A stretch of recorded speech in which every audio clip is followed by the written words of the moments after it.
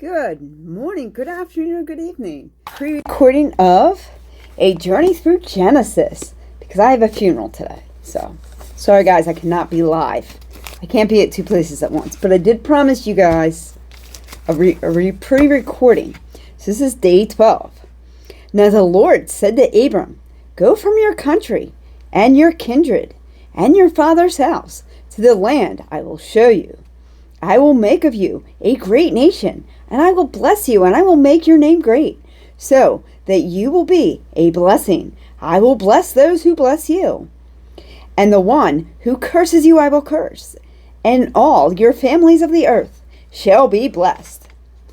So Abram went, as the Lord had told him, and Lot, his nephew, went with him. Abram was 75 years old when he departed from Haran.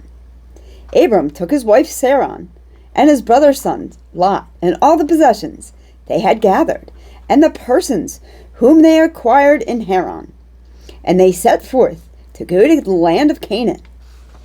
When they had come to the land of Canaan, Abram passed through the land to the place called Shechem, to the oak of Mamre, and at the time Canaanites were in the land. Then the Lord appeared to Abram and said, "To your offspring I will give this land."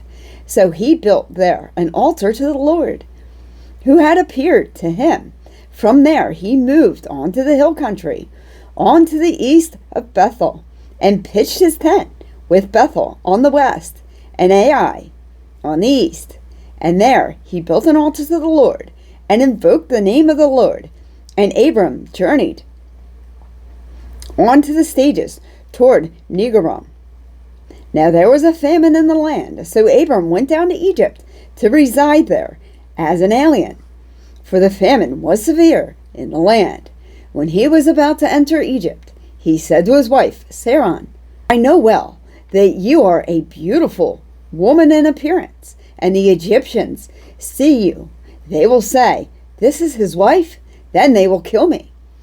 But they will let you live.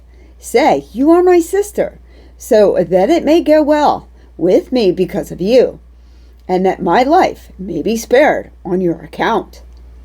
When Abram entered Egypt, and the Egyptians saw that the woman was very beautiful, when the officials of Pharaoh saw her, they praised her to Pharaoh, and the woman was taken to Pharaoh's house.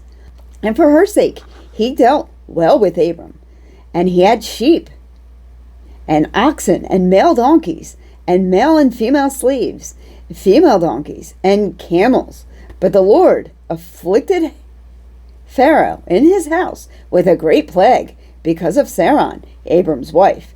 So the Pharaoh called to Abram and said, "What is this you have done to me? Why did you not tell me that she was your wife?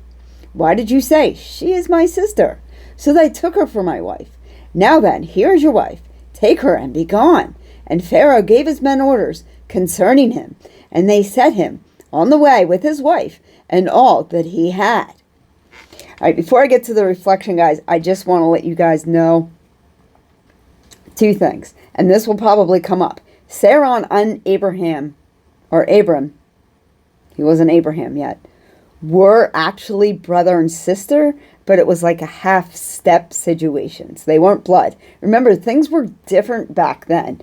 You didn't have in a village, you didn't have Match.com or any app to find somebody. You typically married somebody that was like a third or second cousin at best, or some kind of relationship. So as spouses died, and they married other spouses, and then their children at times got married. So technically, they were brothers and sisters, so it wasn't a total lie.